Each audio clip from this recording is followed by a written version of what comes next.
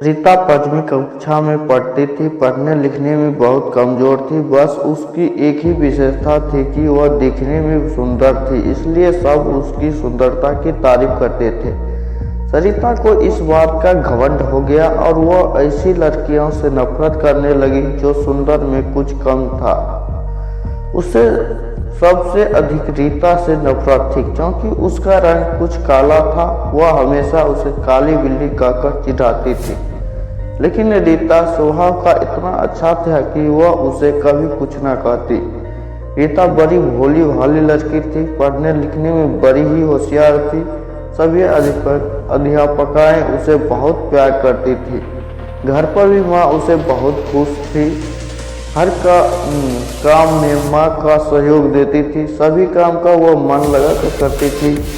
वह बड़ी बड़ी सफाई पसंद थी, इसलिए हमेशा साफ सुथरी भी रहती थी। सरिता सारे दिन घर से बाहर खेला करती थी। अर्धवार्षिक परीक्षा निकट आ गई, लेकिन उसे तो किसी बात की चिंता ही नहीं थी। एक दिन सीमा सवेरे अपने घर से बाहर निकली। उसके पापा नई गेंद लाए थे, इसलिए वह बहुत खुश थी। वह सीधी अपनी एक सहेली विमल के घर गई। विमल उस अपने घर की सफाई करने में मदद कर रही थी। सरिता को देखते ही वो बोली, आओ सरिता, विमला, चलो बाहर खेलने के लिए चलते हैं। नहीं सरिता, मुझे तो अभी बहुत काम करनी है, फिर सवेरे पढ़ने का समय होता है, मैं शाम को खेलूंगा। यह सुनकर सरिता मन ही मन कहा, बड़ी आई काम करने वाली, और मुंह फुलाकर बाहर चली आई।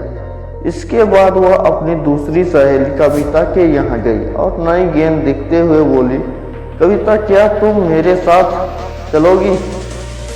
नहीं, मैं तुम्हारे साथ अभी नहीं जा सकती, मुझे अभी पढ़ाई करनी है, घर का काम करना है। यह सुनकर वह चुपचाप बिना कुछ कहे गुस्से से बाहर चली गई।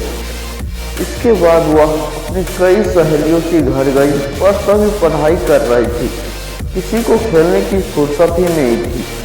सरिता सोचने लगी, इन सबको क्या हो गया है? इन्होंने तो बस घर का काम करना और पुस्तकों का पढ़ना ही पसंद है। फिर कुछ सोचकर सरिता अपनी प्रिय सहेली नीलम के घर गई, लेकिन वह भी उस समय पढ़ाई कर रही थी। सरिता ने उसकी पुस्तक बंद करते हुए कहा, क्या हरदम तोते की तरह पुस्तकें रखती रहती हो? चलो बाहर खेलने चलते हैं। सरिता, वार्षिक परीक्षा निकट है, मुझे पढ़ाई करनी है, इसलिए मैं तुम्हारे साथ खेलने नहीं चल सकती। तुम भी अपने घर जाके पढ़ाई करो, वरना इस बार फिर फेल हो जाओगी। सरिता उदास मन से लौटने लगी। तभी उसे रीता को आवाज सुनाई दी। वह अपने माँ से कह रही थी कि देखो माँ, सरिता सवेरे सवेरे खेलने के लिए आ गई। उसे पढ़ाई की बिल्कुल चिंता ही नहीं है। मैं अब उसके साथ नहीं रहूंगा। और जब देखो तब वह अपनी सुंदरता की चर्चा करती रहती है। माँ, मुझे तो वंदना बहुत अच्छी लगती है।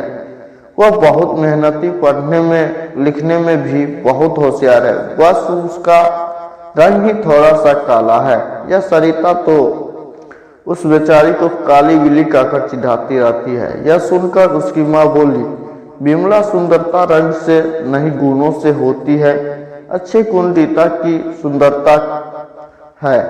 सरिता इसके आगे कुछ न सुन सकी। वह चुपचाप अपने घर की ओर जा रही थी, लेकिन तभी रास्ते में केले के छिलके पर उसका पैर पड़ गया। वह फिसल गई।